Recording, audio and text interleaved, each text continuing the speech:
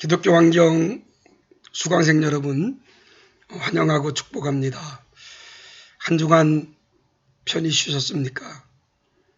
요즘에 우리 주변에 코로나19로 인해서 많은 어려움들이 있습니다. 어려움 가운데 하나가 바로 학교 강의 문제지요. 학생들이 학교에 와서 선생님과 또 교수들과 같이 강의를 해야 되는데 그러지 못하는 지금 실정입니다. 전 세계가 이 코로나19로 지금 위험을 겪고 있고요. 가장 심각한 미국 30만 명이 넘는 확진자들이 생겼습니다. 그것뿐만 아니라 지금 전 세계에 210개국 이상 나라들이 코로나19로 지금 많은 위험 가운데 살아가고 있고요.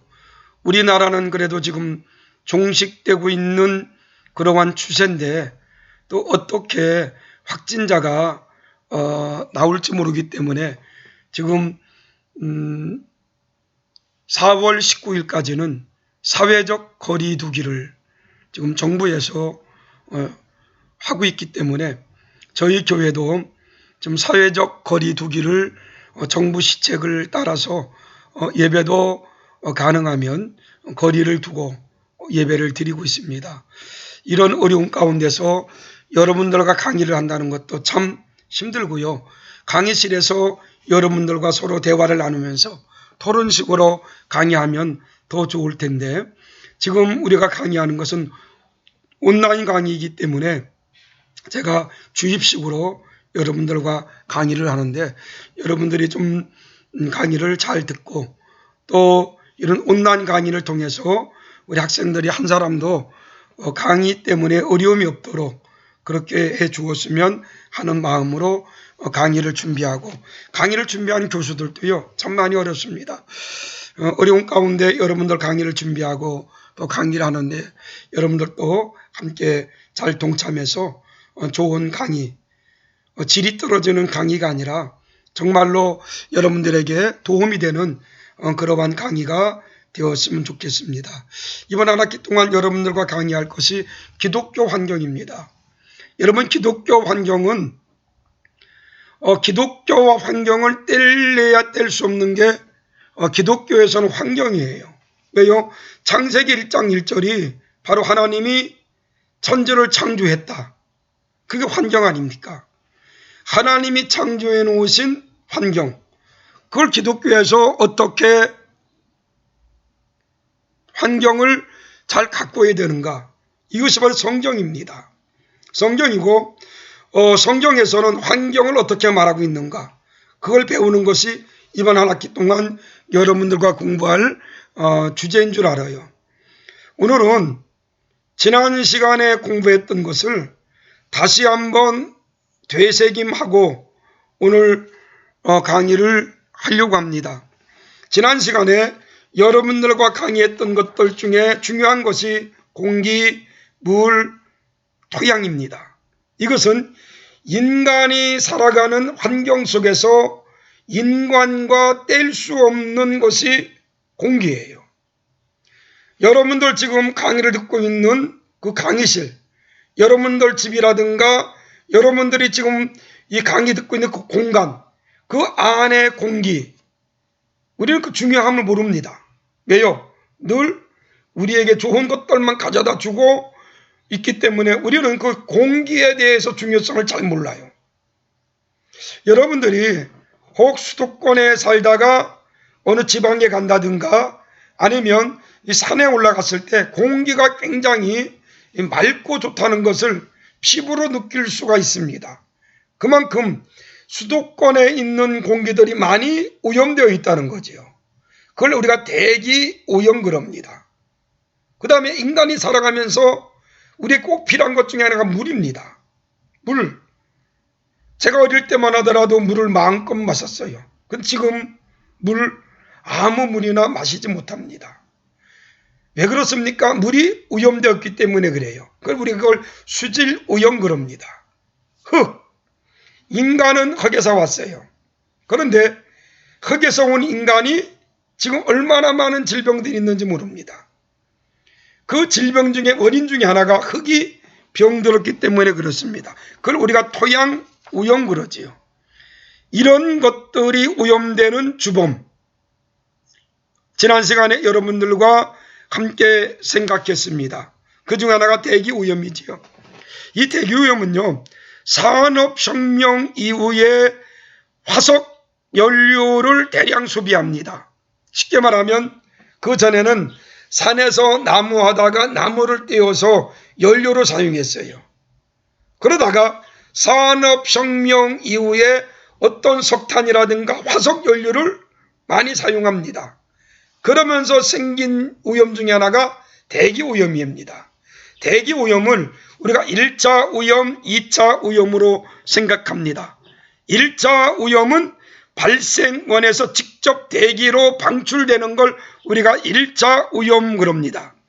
1차 오염 물질에는 일산화탄소, 탄화수소, 질소, 황산화물, 분진, 이 밖에도 농약, 비료, 먼지, 담배 연기, 여러분들이 매일 생산하는 메탄가스, 이런 것들이 1차 오염물질이에요. 다시 말하면 1차 오염물질은 직접 대기로 방출되는 오염물질을 우리가 1차 오염물질 그럽니다.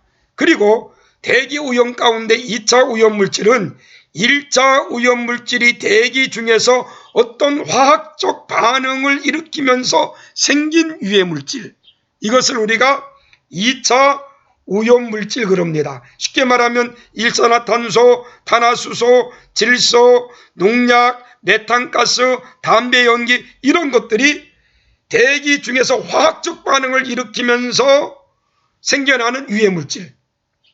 이러한 오염된 공기가 우리 인체 중에 접촉하면 가장 먼저 코나 목에 질병을 갖다 준다는 것을 우리가 알 수 있고요.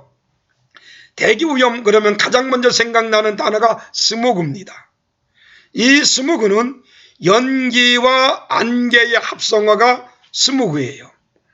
다시 말합니다.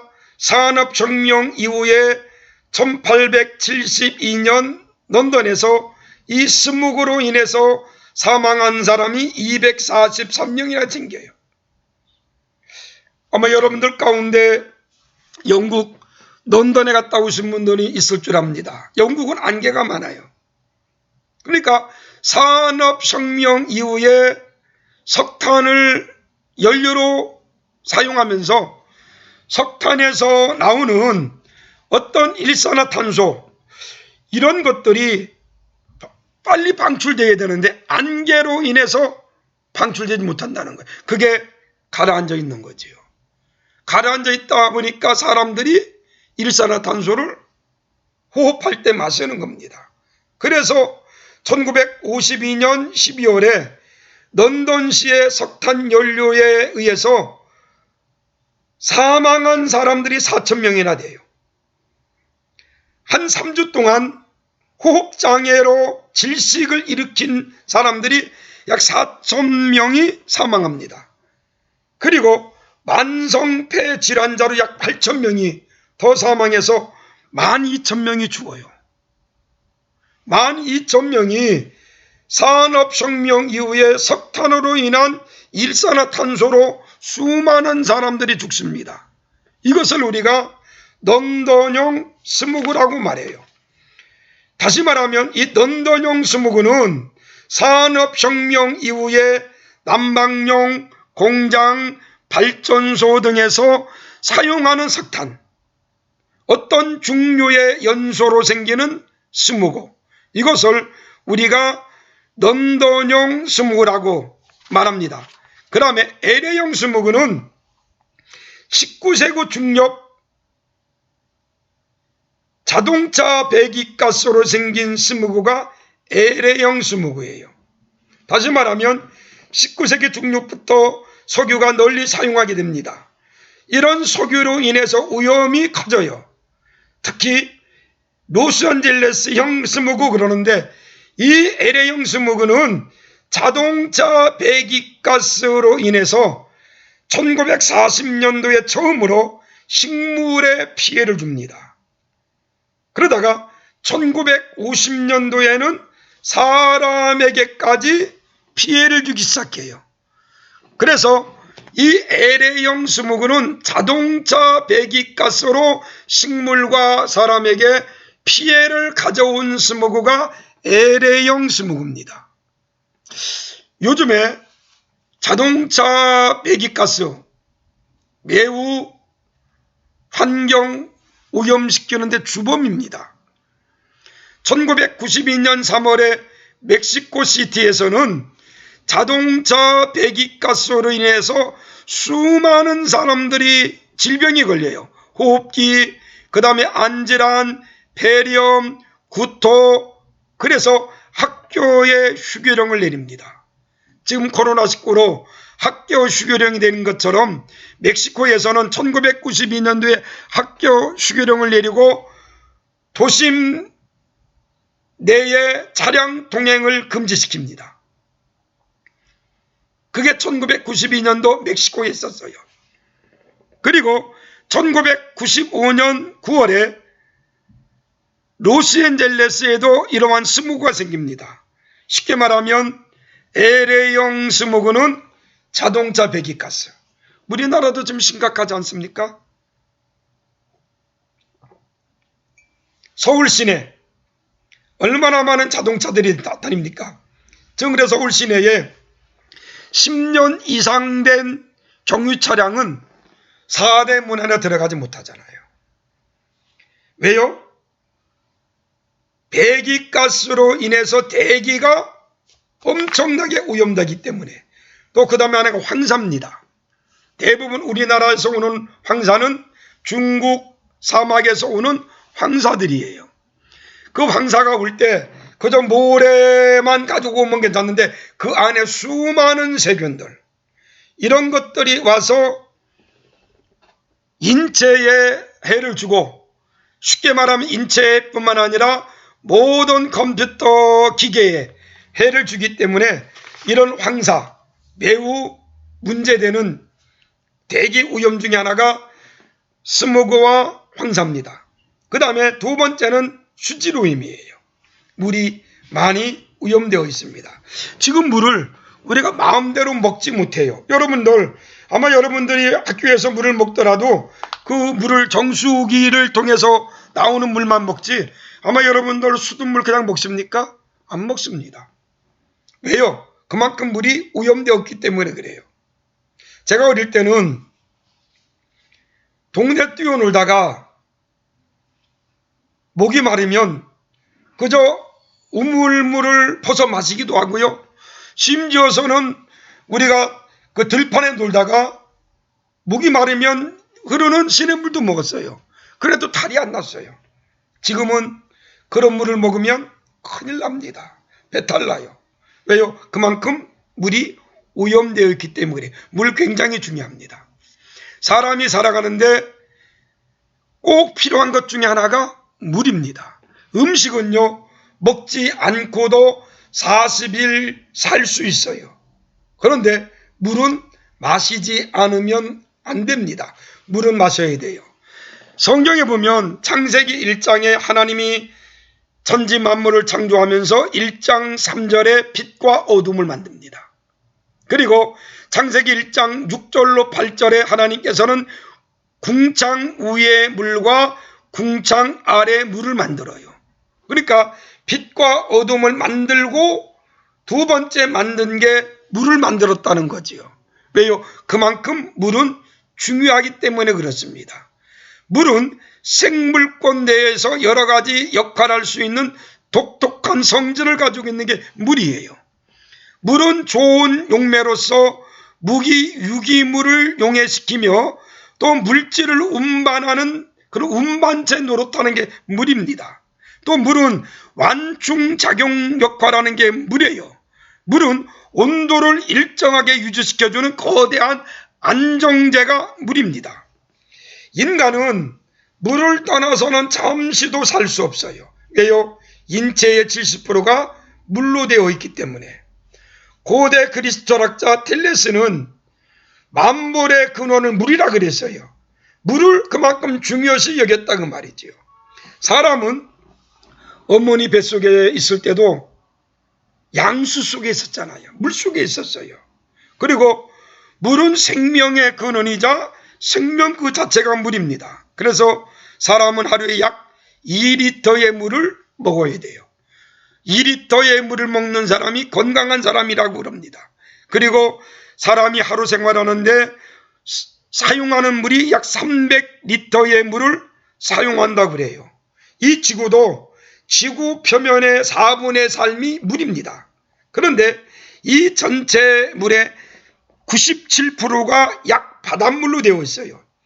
97.2%가 바닷물이고 나머지 2.8%의 물로 이 인간이 사용하고 있는데 이 2.8%의 물 가운데서도 2%는 빙하라는 겁니다. 이게 하천수나 지하수는 0.8%의 물이에요. 이 0.8%의 물 중에 우리가 실제로 사용할 수 있는 물은 0.5%라고 말합니다. 이게 0.5%의 물을 가지고 이 지구상의 모든 동식물들이 살아가고 있다는 거예요. 지금 전 세계의 물 부족합니다. 지난 시간에 여러분들에게 말씀을 드렸지만 유엔에서도 우리 대한민국을 물 부족 국가로 인정했어요. 생각해 보십시오. 우리나라가 물 부족 국가라? 그럼 아프리카는 어떻겠습니까? 우리나라도 물 부족 국가입니다. 아프리카는요, 물이 없어서 죽는 식물들, 동물들, 인간까지 생긴다고 것을 우리가 알고 있잖아요. 이런 물 점점 오염되고 있다는 겁니다. 물을 오염시키는 것 어떤 다른 동물들이 아닙니다. 식물들이 아닙니다. 물을 오염시키는 가장 주범은 인간이라는 거지요. 오염된 물로 인해서 생긴 질병 중에 하나가 이타이타병입니다. 이 이타이타병이 1950년도에 학회에 처음으로 보고됩니다. 일본 도야마현에서 처음으로 이타이타병이 학회에 보고되는데 일본 미쓰이 금속 주식회사 광업소에서 버린 폐광석에서 나온 가두륨 때문에 이타이타병이 생긴 거예요.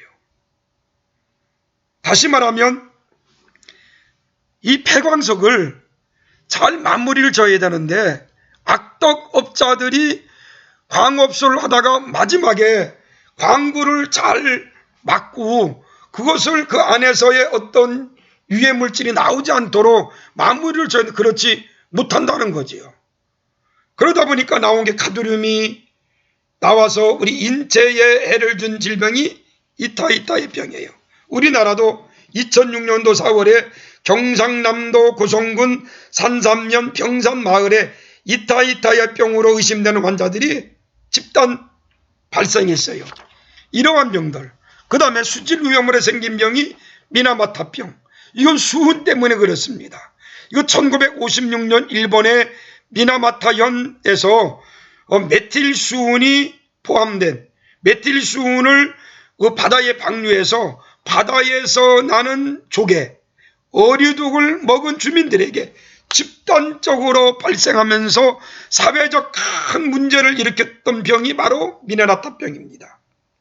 당시 2001년에 공식적으로 미나마타병으로 나온 환자가 2265명이라고 그래요.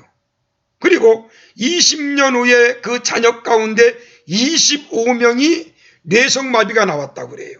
그러니까 이러한 수질 오염으로 생기는 병은 바로 생기는 것이 아니라 10년, 20년, 아니 그 후에 생기는 질병들이 엄청나게 많다는 거예요. 이러한 질병들이 전부 다 수질 오염으로 생기는 질병입니다. 그리고 지구온난화, 지구가 점점 뜨거워지고 있다는 거지요. 지구온난화의 주범은 이산화탄소입니다. CO2입니다. 여러분들이 매일 뿌리는 스프레이, 거기에 CO2가 포함되어 있습니다. 자동차, 매연, 그 다음에 에어컨 전부 다 CO2예요. 지금 우리 주변에는 이 CO2가 사용하지 않는 곳이 별로 없습니다. 이것이 지구온난화를 시키는 주범이에요. 쉽게 말하면 오존층을 파괴해서 지구를 온난화시킨다는 거지요. 이산화탄소가 지구 온난화시키는데 가장 나쁜 죄질을 가지고 있다는 겁니다. 약 80%가 이산화탄소로 지구 온난화가 이루어진다는 거지요. 또 하나는 메탄가스도 중요합니다. 메탄가스는 가장 많이 메탄가스를 방출하는 동물이 반추동물이에요. 반추동물은 뭡니까? 소나 양과 같은 퇴색이 많은 동물들. 이 소나 양과 같은 반추동물 때문에 생기는 메탄 양이 24%가 된다고 그래요. 그래서 이런 소나 양, 퇴색이 많은 반추동물의 메탄가스를 막을 수 있는 그러한 연구를 지금 많이 하고 있습니다. 덴마크에서는 소의 사료에 마늘을 섞어서 소의 트림이나 방구를 줄이는 그러한 연구를 하고 있고요. 영국에서는 지금 마늘 사료를 만들어서 마늘 속에 있는 알라신 성분이 어떤 세균의 메탄을 방출하는 것을 막는 그러한 사료를 만들어 가지고 지금 소나 양 이런 것들에게 먹이고 있다는 겁니다. 이 지구온난화로 인해서 오존층이 파괴되고 오존층이 파괴됨으로 인해서 지구가 점점 더워지면서 어떤 지구의 환경의 어떤 시스템이 지금 무너지고 있다는 거지요. 아마 오늘도 여러분들에게 말하지만 지구는 그냥 두면은 돌아가는 자정작용을 합니다. 스스로 치료되고 지구가 아프면 그냥 두면 스스로 치료돼요. 그런데 인간들이 인위적으로 지구를 막는다든가 지구의 흐름의 개를 끊어놓으면 병드는 겁니다. 그 중에 하나가 CO2입니다. 지구온난화가 생긴 거예요. 이런 것들을 우리가 좀 사용 안 할 수는 없지만은 사용을 자제시키고 CO2를 적게 방출할 수 있는 그러한 것들을 우리가 개발해서 CO2를 줄이자 그런 겁니다. 아마 여러분들 가운데 꼭 신앙만 하는 사람이 아마 생기지 않을 거예요. 여러분들 가운데 앞으로는 어떤 과학자도 나와서 정말로 이 지구온난화를 막을 수 있는 그런 곳에 여러분들이 큰 힘을 좀 제공해 줄 수 있는 사람들이 많이 나왔으면 좋겠습니다. 지난 시간에 배웠던 것 중 하나가 토양입니다. 흙이 점점 오염되고 있어요. 여러분 창세기 2장 7절에 보면 하나님께서 인간을 흙으로 만들었습니다. 그리고 그 코에 생기를 불어넣으시니 생명이 된지라. 그 인간은 육신은 흙입니다. 어떤 사람은 흙을 사랑해서 흙을 많이 가지고 다니는 사람도 있어요. 그런데 몸이 크던 작던 우리는 다 흙이라는 거예요. 흙으로 만들었기 때문에 흙이 병들면 인간도 병듭니다. 흙이 아프면 인간도 아픈 거예요. 흙이 오염되면 인간도 오염됩니다. 다시 말할게요. 제가 어릴 때는 가장 무서웠던 병이 폐병이었습니다. 저희 친구 어머님이 폐병 환자가 있었는데 그 집에 놀러 갔다면 우리 어머님이 저한테 막 말을 했어요. 왜 그 집에 놀러 가냐고. 폐병 오면 어떡할 거냐고. 폐병이 전염병이었습니다. 그런데 지금 폐병 치료됩니다. 그리고 생긴 병이 암이에요. 암 무섭잖아요. 그런데 지금 암도 초기에 발견하면 다 치료합니다. 그리고 생긴 병이 에이즈입니다. 여러분 에이즈가 왜 생겼습니까? 공해병도 원인 중에 하나지만 에이즈가 인간이 인간답게 살지 못해 생긴 병이 에이즈예요. 인간은 인간과 더불어 살아야 되는데 그렇지 못한 성적 관계도 짐승들과 성관계를 한다든가 그런 곳에서 생긴 병이 바로 에이즈입니다. 에이즈도 지금 우리가 치료합니다. 그리고 생겼던 병중들이 전부 다 자연의 질병이에요. 사스라든가 조류독감, 여러분 조류독감 자연이 조류가 바이러스 때문에 생긴 병이 조류독감 아닙니까? 에볼라, 낙타로 인해 생긴 병. 그 다음에 요즘에 전 세계를 힘들게 하는 코로나19 아직 연구 단계지만 박쥐 때문에 생긴 질병이라고 그러잖아요. 이러한 질병들이 다 생긴 원인이 뭡니까? 자연이 훼손되면서 자연을 파괴시키므로 자연과 인간이 더불어 살아야 되는데 인간 욕심주의, 인간 중심적 사고 때문에 생긴 병들이 바로 이런 병입니다. 이런 흙들이 점점 병들고 있다는 거예요. 흙이라는 것은 토양학자들에 의하면 생물체 특히 수목의 뿌리가 달하는 깊이까지 우리가 흙이라고 말합니다. 흙의 주성분은 우리가 크게 네 가지를 말하는데 흙은 식물들이 절대적으로 필요한 유기물, 그리고 땅에서 죽어 다시 돌아온 생물체의 유기물, 그리고 물과 공기, 이것이 잘 배합된 흙이 옥토, 좋은 흙입니다. 무기물이 많다든가 유기물이 많다든가 물이 많다든가 공기가 많으면 좋은 흙이 될 수가 없어요. 좋은 흙은 무기물과 유기물과 물과 공기가 잘 배합된 것, 그걸 우리가 좋은 흙이라 그럽니다. 여러분, 한 줌의 흙 속에는 미생물이 60조 마리가 산다고 그래요. 그러니까 흙은 흙덩어리가 아니라 생명덩어리라 그 말이죠. 그런데 이 흙이 점점 병들고 있다는 거예요. 우리가 잘 알지만 여름에 바다의 적조현상, 호수의 녹조현상, 그때 뭘 뿌립니까? 황토흙을 뿌려요. 왜요? 흙 속에 있는 미생물, 그것들이 적조, 녹조현상을 변화시킨다는 거죠. 그리고 흙은 이렇게 생명이 바로 흙입니다. 근데 흙이 병들면 안 돼요. 이런 토양의 오염을 막으려면 화학비료 대신 퇴비를 사용해야 돼요. 그런데 많은 농사 짓는 분들이 어떤 농산물을 좋은 걸로 또 빨리 많이 수확하기 위해서 화학비료를 사용합니다. 그러다 보니 그게 점점 죽어간다는 거지요.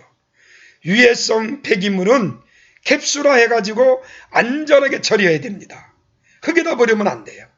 여러분들 건전지 흙에다 버리면 안 됩니다. 수은 흙에다 버리면 안 돼요.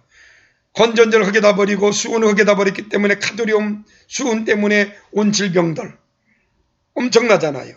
그 다음에 일회용품은 가능하면 사용하지 말자. 우리 주변에 일회용품이 얼마나 많은지 모릅니다. 흙을 오염시키지 않기 위해서는 이러한 일회용품을 가능하면 사용하지 말자. 그 다음에 대기 오염을 막아 산성비가 내리지 않도록 해야 됩니다. 우리가 대기 오염 시키는 주범들, 그런 것들을 가능하면 막아서 우리가 산성비를 내리지 않도록 해야 한다. 그리고 성경적으로는 우리가 안식년 제도를 지켜야 됩니다. 안식년은 6년 동안 일하고 7년째는 쉬는 거예요. 안식일은 엿새 동안 일하고 7째 날은 안식하라 그랬어요. 레위기 25장에 보면 땅에도 안식년을 줘야 된다 그랬습니다. 땅도 6년 동안은 농사를 지으면 마지막 7년째는 안식하게 땅을 쉬게 하라 그 말이에요. 농사를 짓지 말라 그 말이죠. 그런데 우리나라는 어떻습니까? 땅을 봄, 여름, 가을, 겨울 계속 화학비료를 넣어가지고 농사를 짓습니다. 땅이 쉴 수가 없어요. 그렇게 땅이 산성화되고 땅이 병드는 겁니다. 그런 병든 땅에서 나온 식물을 우리가 먹어요. 그리고 우리 몸도 산성화되고 병드는 거예요. 그래서 안식년 제도를 지켜야 되는데 레위기 25장 23절은 토지는 하나님의 것이다 그랬어요. 땅의 주인은 하나님이시다 그 말이. 하나님의 것이기 때문에 우리가 안식년 제도를 지키면서 땅을 우리가 살려야 된다. 땅이 병들면 인간도 병든다는 겁니다. 그런데 지금 땅이 산성화되고 땅이 병들므로써 우리 인간들이 말할 수 없는 그러한 질병 가운데 살고 있다는 것을 우리들은 알아야 되고요. 그 다음 여러분들에게 강의했던 것이 핵입니다. 핵 무섭습니다. 원자폭탄 얼마나 무서웠습니까? 2차 세계대전 끝날 무렵 1945년 8월 6일 날 미국은 아놀라 게이라는 B-29 전폭기로 일본에 2개의 원자폭탄을 투하합니다. 1945년 8월 6일 날 히로시마에 1개, 그 다음에 1945년 8월 9일 날 나가사키에 1개를 떨어뜨립니다. 원자폭탄을 떨어뜨리고 초기 2개월에서 4개월 동안 히로시마에서 약 16만 6천 명이 죽습니다. 그리고 나가사키에서는 약 8만 명 정도가 사망합니다. 히로시마나 나가사키 사망자 절반은 원자폭탄을 떨어뜨린 당일날 죽었다고 그래요. 얼마나 무섭는지 모릅니다. 제가 일본 히로시마에 가서 원자폭탄이 떨어진 그 지역을 갔다 왔습니다. 원자폭탄도 봤어요. 원자폭탄 약 한 2m도 안 되는 그러한 폭탄입니다. 그런데 그것이 16만 6천 명을 죽이는 그러한 폭탄이었다는 거예요. 엄청난 무기지요. 이러한 원자폭탄, 핵이 지금 전 세계 60개국의 핵을 보유하고 있다는 겁니다. 이 60개국의 핵이 이 지구를 67번을 초토화시킬 수 있는 그러한 양이라고 그래요. 엄청난 양입니다. 가장 많이 갖고 있는 나라가 러시아, 미국, 중국, 프랑스, 영국, 이스라엘. 이스라엘 작은 나라예요. 우리나라 강원도보다 조금 더 커요. 그런데 핵을 가지고 있다는 거지요. 약 이스라엘의 핵 탄두가 300개라고 말합니다. 여러분, 북한에도 핵을 가지고 있다라고 말하잖아요. 그렇기 때문에 이 핵 무섭습니다. 핵으로 인해서 환경이 얼마나 많이 파괴되는지 몰라요. 그 다음에 유전자 조작식품. 여러분, 유전자 조작이라는 것은요, 쉽게 말하면 한 종의 유전자를 다른 종의 유전자를 삽입해 가지고 인위적으로 돌연변이를 유도하는 게 유전자 조작입니다. DNA 1944년 DNA의 실체가 밝혀집니다. 이 DNA는 바뀔 수가 없는 거예요.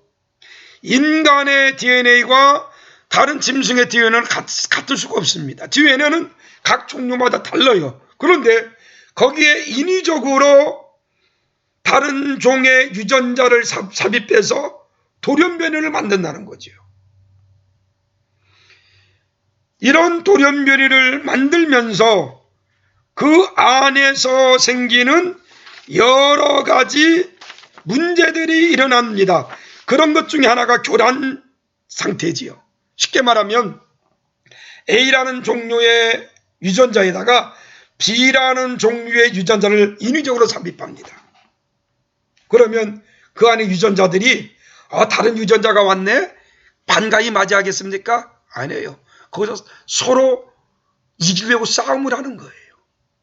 싸움하면서 생긴 것들이 어떤 교란작용입니다. 쉽게 말하면 식물에다가 동물 아니면 어떤 곤충의 유전자를 집어넣으면 서로 살려고 그것들이 싸운다는 겁니다. 거기서 엄청난 일들이 일어난다는 거죠. 그러면 생긴 것들을 우리가 먹고 있다는 거예요. 이러한 것들은 바로 질서를 파괴시키는 겁니다. 이런 유전자를 조작하는 행위들이 얼마나 많이 있는지 몰라요. 전 세계가 많은 양의 농산물을 수입한다, 그런 목적으로 유전자를 조작합니다. 그런데 그 안에서 생기는 교란, 그 안에 생기는 어려움, 그런 것들 때문에 일어나는 많은 농산물들의 잘못된 것들, 그것들을 인간들이 먹어요. 지금은 당장은 어떤 인간의 몸에 질병이 생기지 않는다고 하지만은 10년, 20년 살다 보면은 그것으로 인해서 인간 몸에 많은 부작용들이 일어날 거다, 그 말입니다. 쉽게 말하면 그 말이에요. 어떤 한 종류의 식물을 이것이 좋든 나쁘든 하나님께서 그 종류대로 만들어 놨어요. 그런데 이것을 더 많은 수확을 얻기 위해서 인간이 다른 유전자를 집어넣어 가지고 조작을 합니다. 그럼 더 많은 농산물을 수입해요. 수확해요. 그걸 인간들이 먹어요. 그 안에서 그 유전자끼리 살기 위해서 얼마나 많은 교란 현상을 일어났겠습니까? 우리 눈에는 보이지 않지만은 수없이 싸웠을 거예요. 그걸 우리가 먹는다는 거죠. 쉽게 말하면 그렇습니다. 어린아이들은 엄마의 젖을 먹고 자랍니다. 엄마가 어떤 스트레스를 받아가지고 흥분된 상태, 아니면 지금 어떤 스트레스로 인해서 굉장히 지금 흥분되어 있는 그러한 상태에서 아이에게 젖을 주면요, 아이가 그 젖을 먹고요, 병 난다는 거예요. 어머니가 건강할 때는 아이가 건강히 자라는데, 어머니가 그렇지 못할 때는 스트레스를 받고 그러면 그 아이도 스트레스를 받는 거죠. 그 젖을 먹고 자라는 겁니다. 마찬가지예요. 유전자 조작도 바로 그런 겁니다. 그런 것들을 인간들이 먹다 보니까 인간에게는 말할 수 없는 그러한 질병들이 인간에게 왔다는 겁니다. 그 다음에 환경 호르몬입니다. 환경 호르몬. 이 단어를 처음으로 쓴 사람은 1996년 3월에 잃어버린 미래라는 책을 미국에서 썼는데, 동물학자 데오콜번이라는 사람이 처음으로 환경 호르몬이라는 단어를 씁니다. 쉽게 말하면 환경 호르몬은 인간이 만들어낸 환경 오염물질에서 나오는 가짜 호르몬, 이게 환경 호르몬이에요. 그런데 이 환경 호르몬이 우리 주변에 지금 얼마나 많이 있는지 몰라요. 이 환경 호르몬으로 추정되는 물질은 산업용 물질, 살충제, 농약, 유기, 중금속류, 다이옥신, 이런 것들에 의해서 환경 호르몬들이 얼마나 많이 나오는지 모릅니다. 이 환경 호르몬으로 인해서 오는 문제가 생식기능 저하, 성장장애, 기형, 암, 남성의 정자수 감소, 불임 여성 증가, 이런 것들로 우리 인체에 많은 피해를 줍니다. 그리고 하나가 아토피, 피부병이지요. 20년 사이 일본에서는 발병률이 7배나 증가했다고 그래요. 옛날에는 이 아토피가 10살 미만에는 없어졌어요. 10살 정도가 되면 아토피가 없어졌는데, 최근에는 나이 들어도 치유되지 않는 병 중에 하나가 아토피입니다. 아토피. 이 아토피가 생긴 원인 중에 하나가 환경 호르몬 때문에 생긴 거예요. 이 환경 호르몬 생기는 원인 중 환경 호르몬으로부터 건강을 보호하기 위해서는요, 유기 농산물을 먹어야 된다. 아까 말했던 GMO 식품을 먹는 것보다는, 우리가 유전자 조작 식품 먹는 것보다는 유기 농산물, 그리고 가능하면 인스턴트 음식은 삼가라, 일회용 용기에 들어있는 것, 특히 여러분들 요즘엔 일회용기에 들어있는 것들을 많이 먹습니다. 그리고 그것을 전자레인지에 넣고 또 데피기도 합니다. 여기서 나오는 환경 호르몬 물질이 많다는 거예요. 그 다음에 어린이 장난감, 악덕업자들이 어린이 장난감 정말로 좋은 재질로 만들어야 되는데 환경 호르몬이 나온 것들로 어린이 장난감을 어릴 때부터 환경 호르몬을 흡입한다는 거지요. 주입한다는 겁니다. 그 다음에 플라스틱 용기, 살충제, 환경 호르몬의 피해를 감소하기 위해서는 쓰레기를 최소화하고 분리 배출해야 된다. 요즘에는 분리수거 많이 합니다. 근데 아직까지 분리수거가 잘 안 되는 곳도 있습니다. 반드시 쓰레기는 분리수거를 해야 합니다. 환경 호르몬을 우리가 줄일 수 있는 방법은 손을 깨끗이 씻자. 요즘에 우리가 코로나19로 금년에 독감 환자들이 많지 않다고 그래요. 원인 중에 하나가 코로나19 때문에 손을 자주 씻었다는 거죠. 그러다 보니까 독감 환자가 많이 줄었다고 합니다. 여러분들 손을 깨끗이 씻는 거 환경 호르몬을 우리가 줄이는 것 중에 하나입니다. 그리고 환경 호르몬 중에 하나가 다이옥신이에요. 다이옥신이 비슷한 특성과 독성을 가진 여러 가지 화합물들을 우리가 다이옥신이라고 합니다. 이 다이옥신이 몸속에 들어가면 우리 몸에 많은 병들을 가져옵니다. 간장, 신장, 피부병, 암, 기아, 유전자 이상, 정서 불안 이런 병들을 가져오는 게 다이옥신이에요. 이 다이옥신 중에 하나가 바로 여러분들 할아버지들이 월남 전쟁에 갔다 오신 분들이 있을 겁니다.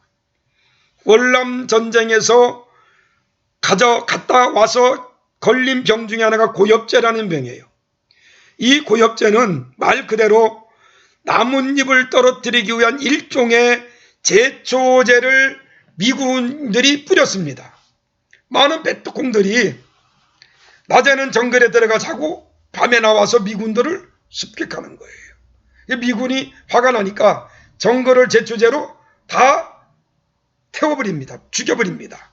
그런데 우리 한국 군인들이 미군이 와서 비행기로 어떤 그 물체를 뿌리고 났는데 그 하얀 가루인데 그걸 뿌리고 나면 모기들이 괴롭히잖아요. 그러니까 한국 군인들이 그 제초제 가루를 몸에다 발랐어요.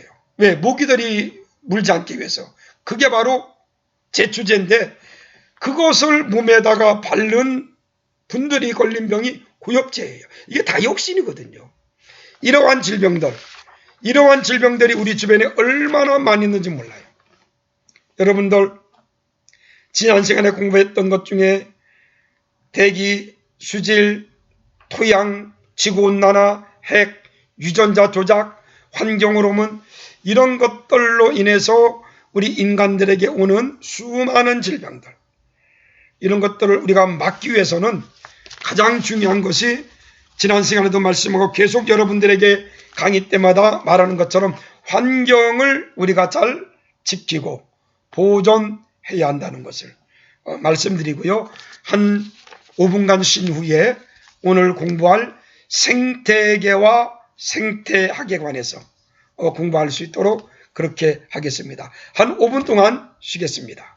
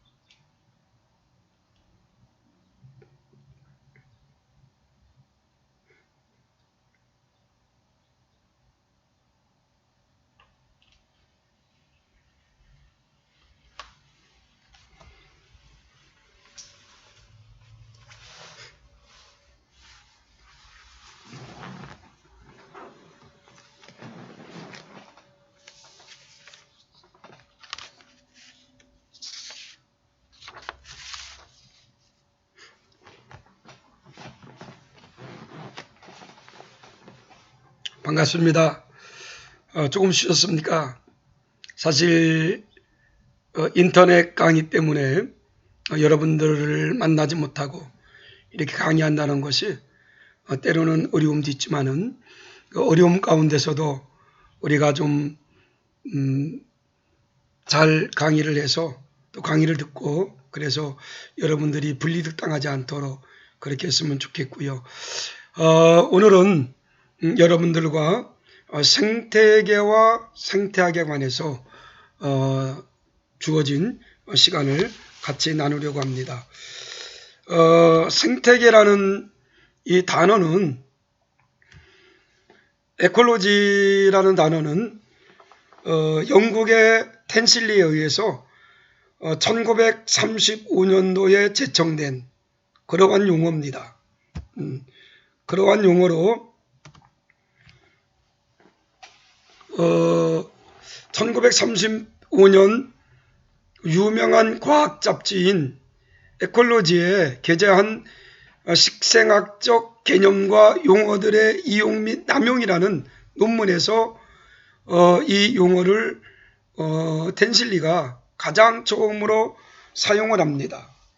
이 생태계는 여러 가지입니다. 예를 들면 자연연문의 작은 생태계부터 크게는 지구 생태계까지 생각할 수가 있는데, 지구 생태계는 그 넓이에서는 생물권을 일치하는 것까지 우리가 생태계라고 말합니다. 생태계라는 단어를 우리가 생각해 보면은 어떤 단어를 먼저 쓴다는 것이 매우 중요합니다.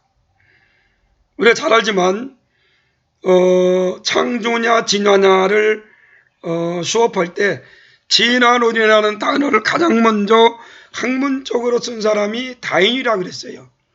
1859년 다윈이 종의 기원이라는 논문을 쓰면서 거기에 진화론을 가장 먼저 학문적으로 정립해 놓습니다. 그래서 진화론은 말할 때 지금까지 다윈이라는 사람을 우리가 꼭 얘기하는 거지요. 왜? 다윈 이전에도 진화론자들이 많았어요. 진화론을 말한 사람도 있습니다. 그런데 많은 사람들이 진화론을 말은 했지만은 그렇던 학문적으로 정립해 놓지는 않았다는 거예요. 그 학문적으로 정립해 놓은 사람이 다윈이 있기 때문에 우리가 진화론을 말할 때는 꼭 다윈이라는 사람을 우리가 꼭 생각합니다. 지난 시간에 얘기했지만은 환경 호르몬, 이것도 1996년도에 미국의 잃어버린 미래라는 책 속에서 데우 콜본이 처음으로 환경 호르몬이라는 단어를 씁니다. 이 환경 호르몬이라는 단어를 쓰면서 이 환경 호르몬을 얘기할 때는 꼭 데우 콜본을 얘기하는 거예요. 그 전에 환경 호르몬 없었겠습니까? 많았어요. 또 환경 호르몬이 뭐라는 것도 알았습니다. 그런데 그 환경 호르몬이라는 것을 어떤 공식적으로 기록해 놓은 사람이 데우 콜본이라는 사람이에요. 1996년 3월에 잃어버린 미래라는 책을 통해서 이 데우 콜본이 처음으로 이 환경 호르몬이라는 단어를 기록해 놓습니다. 그리고 이 환경 호르몬에 관해서는 꼭 우리가 말할 때는 데우 콜본을 꼭 얘기하는 거죠. 생태계도 마찬가지예요. 이 생태계라는 단어가, 용어가 없었겠습니까? 있었어요. 그런데 이 생태계라는 용어를 가장 첫 번째 쓴 사람이 바로 텐실리라는 사람입니다. 1935년도에 텐실리가 이 용어를 논문에서 가장 먼저 쓰면서 생태계라는 말을 할 때는 꼭 텐실리를 우리가 생각할 수가 있습니다. 여러분, 환경이라는 것은요, 이게 돌게 되어 있습니다. 환경은 그냥 두면 병들었다 치료되고 또 고침받고 치료되고 이런 게 환경이에요. 그냥 여러분들에게 제가 환경에 대해서 강의할 때 중요하다는 단어 중에 하나가 시스템, 개라는 단어를 썼습니다. 계속 돈다는 거지요. 여러분 화면에 나와 있는 화살표. 지구는, 환경은 그냥 돌게 되어 있어요. 환경은. 그런데 어느 부분을 인간이 인위적으로 끊어 놓으면 그때 환경이 병드는 겁니다. 환경이 병들므로써 우리 인간들에게 엄청난 질병들을 가져온 것이 지금 우리가 살고 있는 병들이에요. 다시 말합니다. 환경은 그냥 두면 돌게 되어 있다는 거예요. 때로는 환경이 병들 때도 있습니다. 때는 아플 때도 있습니다. 때는 신음할 때도 있습니다. 그냥 두면 치료돼요. 이것을 우리가 자정작용 그럽니다. 스스로 치유된다는 거예요. 그런데 인간들이 환경을 끊는다든가 어떤 인위적인 방법 가지고 환경을 우리가 다스릴 때 환경이 병드는 거예요. 그 생긴 것들이 자연재해입니다. 자연재해 얼마나 무섭습니까? 쓰나미 여러분들 체험하지 않았습니까? 얼마나 무서워요. 일본에 일어난 쓰나미 무섭잖아요. 환경은 그냥 두면 그냥 돌게 되어 있다. 그런 것을 여러분들에게 말씀을 드리고요. 오늘 생태계, 생태학을 말하고 오늘 강의를 마치려 하는데 생태계의 구성을 보면 생태계는 크게 비생물적 요소와 생물적 요소로 이루어집니다. 비생물적 요소는 뭡니까? 우리가 무생물적 요소라고도 말하는데 비생물적 요소는 빛, 그 다음에 온도, 수분, 토양, 공기, 기후 이런 것들이 비생물적 요소예요. 빛, 온도, 수분, 토양, 공기, 생물이 살아가는데 매우 중요한 겁니다. 그 다음에 생물적 요소는 생산자, 소비자, 분해자 이렇게 말하잖아요. 아마 여러분들이 중학교, 고등학교 때 생물 시간에 생산자, 소비자, 분해자, 생산자는 식물입니다. 소비자는 동물입니다. 분해자는 미생물이에요. 생산자, 식물의 기본이 되는 에너지를 제공하는 것 생산자입니다. 어떤 생산자가 있습니까? 생산자는 식물성 플랑크톤, 물풀, 육상식물, 녹색식물 이런 것들이 생산자잖아요. 다시 말하면 살아가는 데 필요한 양분을 스스로 만드는 생물체예요. 가장 식물성 플랑크톤이 스스로 살아가는 데 양분을 만들잖아요. 물풀들, 육상식물들, 녹색식물, 무기물을 유기물로 바꾸는 역할을 하는 녹색식물들. 동식물의 기본되는 에너지를 제공해 주는 것. 이걸 우리가 생산자 그럽니다. 그 다음에 소비자입니다. 소비자는 동물성 플랑크톤, 그 다음에 초식동물, 육식동물, 잡식동물 이것이 소비자입니다. 다시 말하면 생산자가 만든 유기물을 먹어야 살아가는 생물들, 또 동물처럼 스스로 영양분을 만들지 못하기 때문에 식물이나 다른 생물을 먹이로 하러 살아가는 육식동물, 초식동물, 먹이사슬의 가장 위에 있는 잡식동물 이런 것들이 소비자입니다. 생산자가 만든 유기물을 먹으며 살아가는 소비자를 우리가 소비자 그럽니다. 우리 소비자의 단계는 1차 소비자, 2차 소비자, 3차 소비자 나눠요.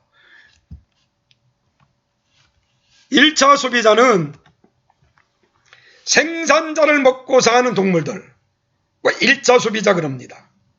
쉽게 말하면 동물성 플랑크톤. 뭐가 있습니까? 물벼룩, 새우나 개의 유성, 아메바, 종벌레. 이게 동물성 플랑크톤이죠. 그 다음에 초식동물들. 뭐가 있어요? 토끼, 소, 양, 사슴, 달팽이, 메뚜기. 쉽게 말하면은 1차 소비자 가운데는 동물성 블라크톤과 초식동물이 있는데 초식동물들은 풀을 먹고 사는 동물들. 여러분, 광우병이라는 거 알잖아요.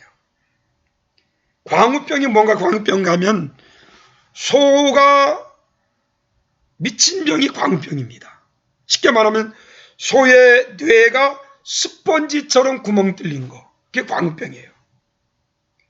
광우병이 생기는 원인은 소는 초식동물이기 때문에 풀을 먹어야 됩니다.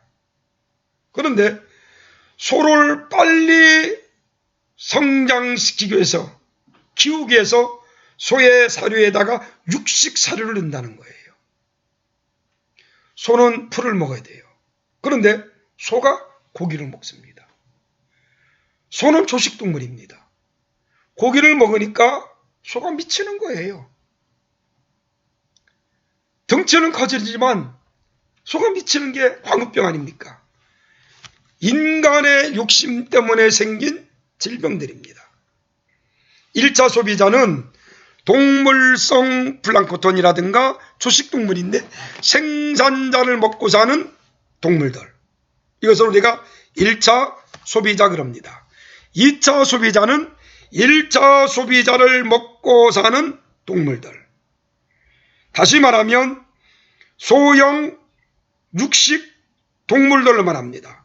소형 육식 동물들은 거미, 잠자리, 개미, 사마귀 이런 것들이 바로 소형 육식 동물이지요. 소형 육식 동물은 1차 소비자, 동물성 플랑크톤이라든가 식물성 플랑크톤을 먹고 자란 동식물들, 그런 것들을 먹고 자란 육식동물입니다. 그 다음에 3차 소비자는 1차나 2차 소비자를 먹고 사는 동물들, 대형 육식동물입니다. 대형 육식동물은 뱀, 독수리, 사자, 호랑이 이런 것들이 대형 육식동물이지요. 쉽게 말하면 1차 소비자를 먹고 자란 2차 소비자, 2차 소비자를 먹고 자란 육식동물을 우리가 3차 소비자라고 말하고요. 소비에서는 최종 소비자가 있습니다. 이게 1차, 2차, 3차 모든 소비자를 다 먹고 자라는 거. 이걸 쉽게 말하면 잡식동물 그럽니다. 이 잡식동물은 바로 인간입니다. 인간은 못 먹는 게 없어요. 여러분, 인간에게 많은 질병을 가져오는 것 중에 하나가 뭔 줄 압니까? 인간들이 먹어서는 안 될 것들까지 먹는다는 거예요. 그러다 보니까 인간에게 말할 수 없는 그러한 질병들을 가져온 거죠. 인간들이 먹어서는 안 될 것들을 먹다 보니까 인간에게는 엄청난 질병들을 가져오게 된 겁니다. 인간은 1차, 2차, 3차 소비자, 생산자 이런 것들을 먹고 자라야 되는데 이런 것들 외에 먹지 말아야 될 것들 먹다 보니까 인간은 엄청난 질병을 가져온 겁니다. 그 다음에 분해자가 있습니다. 작은 동식물들을 먹이로 하여 살아가는 생물체. 동식물의 사체나 배설물을 분해시키는 거. 분해자 그랬지요. 쉽게 말하면 유기물을 무기물로 분해시키는 것을 우리가 분해자 그럽니다. 분해자의 종류는 곰팡이, 버섯, 세균 이러한 것들의 미생물들 우리가 분해자 그럽니다. 다시 말하면 유기물을 무기물로 분해해서 다시 식물로 보내는 거 이걸 우리가 분해자 그럽니다. 한 줌의 흙 속에는 60조 마리의 미생물이 있다 그랬어요. 흙은 생명입니다. 분해자가 잘 분해해서 흙으로 분해해야 됩니다. 그런데 분해자가 분해하지 않아요. 그럼 흙은 병드는 거예요. 분해자가 분해해서 흙으로 보내야만이 흙이 또다시 생명을 얻는 거예요. 여러분, 좋은 흙 속에는요 뭐가 사는 줄 압니까? 지렁이가 사는 거예요. 지렁이는 흙을 분해시킵니다. 지렁이는 흙에 잘못된 것들을 정화시키는 지렁이에요. 그래서 지렁이가 있는 흙은 좋은 흙이다 그 말이죠. 분해자가 없으면 지구는요 온통 사체로 또 쓰레기로 이 지구가 덮을 거예요. 그 분해자는 반드시 필요합니다. 다시 말합니다. 생태계는 비생물적 요소와 생물적 요소로 구성된 게 생태계라 그랬어요. 비생물적 요소는 빛, 온도, 수분, 토양, 공기, 기후가 비생물적 요소입니다. 쉽게 말하면 무생물적 요소예요. 이 무생물적 요소가 빛, 온도, 수분, 공기, 토양으로 그 다음에 생물적 요소와 결합해서 생태계를 구성한다는 말이에요. 생물적 요소는 뭡니까? 식물, 동물, 미생물이에요. 식물은 생산자입니다. 동물은 소비자입니다. 미생물은 분해자예요. 이것들이 잘 융화돼서 시스템, 돌아가는 것이 환경이다 그 말입니다. 쉽게 말하면 이 환경이라는 것은 어떤 생태계라는 것은 비생물적 요소와 생물적 요소가 잘 조화롭게 구성된 게 생태계인데 이 생태계가 잘 조화롭게 움직이는 것을 우리가 생태계라고 말하겠다 그 말입니다. 그 다음에 생태학입니다. 생태학은 1866년 독일의 해겔에 의해서 처음으로 사용된 단어입니다. 그 뒤에 1965년에 코몬디에 의해서 집이나 거주 지역을 의미하는 오이쿠스가 학문을 의미하는 로고스와 결합돼서 합성어로 생태학이라는 말이 생겨나기 시작합니다. 다시 말하면 생태학의 정의는 에콜로지는 오이코스, 그 다음에 로고스라는 게 집과 학문의 단어가 결합된 게 에콜로지 생태학이라는 정의입니다. 이 생태학은 동물과 그를 둘러싸고 있는 환경 간의 총체적 상호관계, 아까 생태계라는 거에서도 말했잖아요. 환경 간의 총체적 상호관계, 이걸 다룬 학문, 이게 생태학이에요. 이 생태학의 생물의 분포와 밀도에 관계된 학문, 이것을 우리가 생태학 그럽니다. 자연의 구조와 기능에 관한 학문을 우리가 생태학이라고 말하고요. 이 생태학은 굉장히 광범위합니다.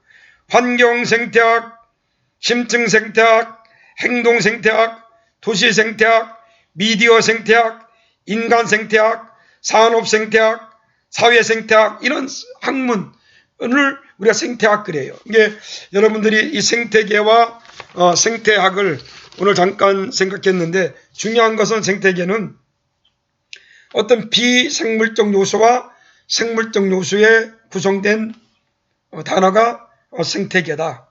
생태계는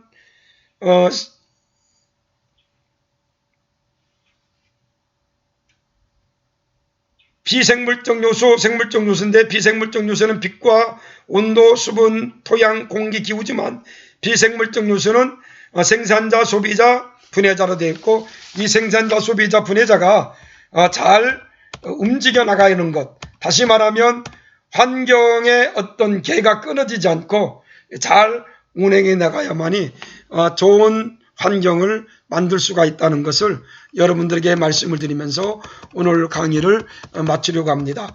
여러분들에게 중요한 것은 우리가 지금 코로나19로 인해서 우리가 수업을 지금 인터넷으로 수업을 하고 있는데, 이 인터넷 수업을 하다 보니까 우리가 많은 어려움이 있습니다. 이 많은 어려움을 우리가 잘 극복해 나갈 수 있도록 그렇게 해주시기 바라고, 학교에서는 4월 한 달 동안 4월 26일까지 인터넷 수업을 강행하라고 얘기하고요. 한 달 동안 여러분들과 인터넷 수업을 계속할 거고요. 인터넷 수업을 하다 보니까 여러분들한테 제가 충분히 어떤 토론이라든가 여러분 질문을 제가 받지를 못합니다. 여러분들이 제 카톡에 질문사항이 있으면 언제든지 올려주시기 바라고요. 그 다음에 여러분들 우리 단체 카톡방에 수업에 관해서 필요한 것들이 있으면은 올려주시면은 제가 그 수업을 하면서 여러분들에게 또 답변할 수 있도록 제가 알고 있는 범위 내에서 제가 여러분들에게 답변합니다. 교수라고 해서 100% 다 하는 것은 아니고 제가 알고 있는 범위, 제가 모르는 것은 다른 환경을 연구한 교수님에게 또 물어보고 그분도 물으면 제가 어떻게 답변할 수가 없는 것 같아요. 그분도 물으면은 제가 여러분들에게 정확한 답변을 할 수는 없고요.